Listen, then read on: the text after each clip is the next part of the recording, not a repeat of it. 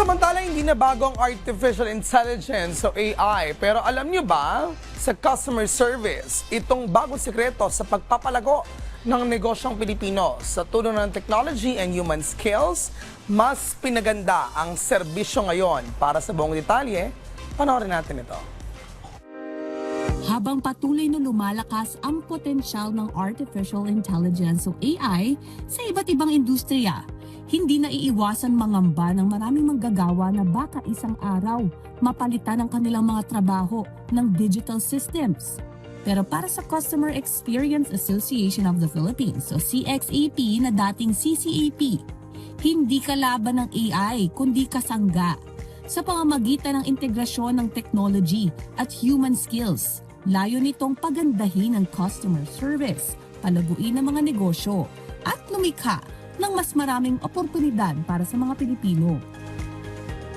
This is how the industry views AI. It is not a challenge that we need to face, but rather it is an enabler to a process, to a service offering that is human-centric. It allows us to do more. It allows us to build deeper relationship. It allows us to be more efficient.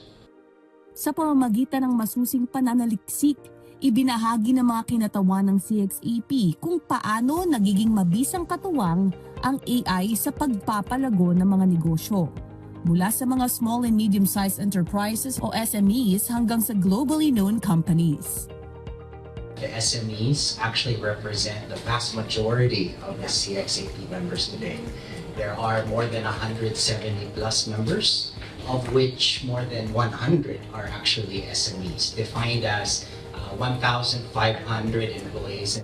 These SMEs are the experts who are most advantaged to actually utilize AI in the transformation of these workflows. And so what we are seeing is actually there are demands for new skills. There are skills in AI literacy, automation support, data analytics, customer journey mapping, digital customer engagement, quality assurance, and even CX consulting.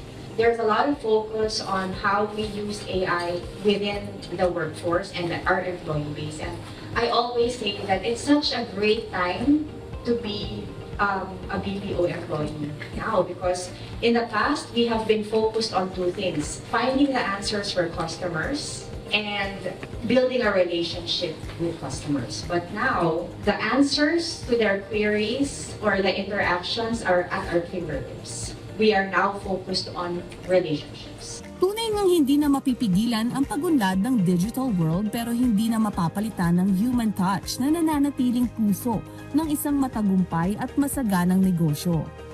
At sa bawat bagong inobasyon, normal lang ang makaramdam ng pag-aalinlangan.